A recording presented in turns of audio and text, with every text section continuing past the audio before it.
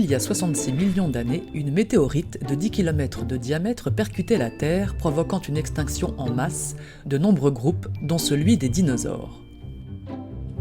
Fabien Condamine, chercheur à l'Institut des sciences de l'évolution de Montpellier, montre cependant dans une nouvelle étude que le déclin des populations de dinosaures aurait commencé bien avant la chute de la météorite. Le premier résultat, si je puis dire, c'est la mise en évidence de ce déclin amorcé il y a 76 millions d'années, donc à peu près 10 millions d'années avant la chute de l'astéroïde donc au Mexique. C'est significatif parce que 10 millions d'années, c'est un long pas de temps, hein, surtout à l'échelle de l'homme. Voilà. Et donc, ces 10 millions d'années, on a une forte augmentation de l'extinction, si bien qu'on a plus donc, d'extinction d'espèces que de formation de l'espèce. Mais il faut quand même garder à l'esprit qu'on a toujours des espèces qui continuent à se former, mais elles se forment moins vite qu'elles disparaissent. Par exemple, le tyrannosaure, lui, il est apparu pendant cette période qu'on considère être le déclin des dinosaures. Le deuxième résultat, c'est que ce déclin, il est en fait assez homogène à travers les différentes familles qu'on a étudiées, 6 familles, donc 3 carnivores, 3 herbivores, mis à part une famille qui semble montrer une certaine forme de résilience à ce déclin-là, les hadrosaures. Donc on a vraiment un déclin global qui semble toucher une grande partie des groupes. Donc à travers la phylogénie, l'arbre du vivant des dinosaures, on semble vraiment toucher un peu tout le monde. En utilisant une méthode sophistiquée de modélisation statistique, Fabien Condamine a tenté d'identifier parmi une dizaine de facteurs possibles ceux ayant joué un rôle prépondérant dans ce déclin.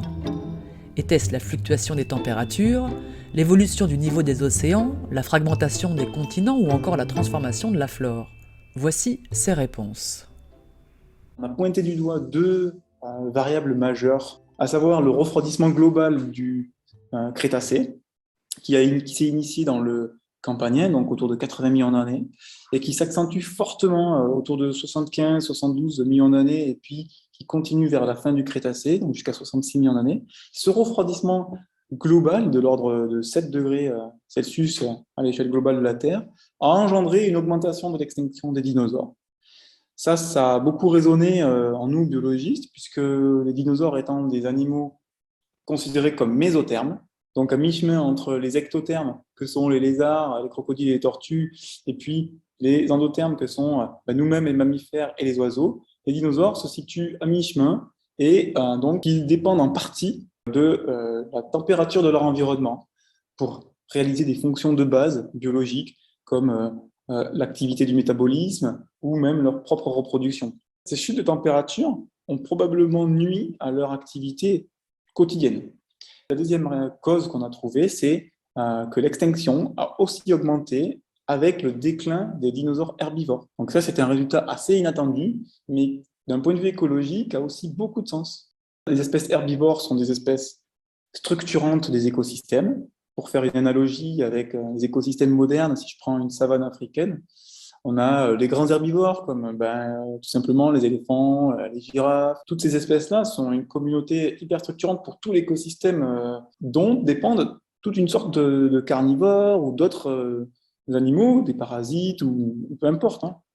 Et donc, la disparition de ces espèces herbivores a probablement fait ce qu'on appelle les extinctions en cascade, où il suffit d'enlever quelques herbivores du système pour ensuite avoir toute une série d'extinctions d'espèces qui dépendaient de ces herbivores-là.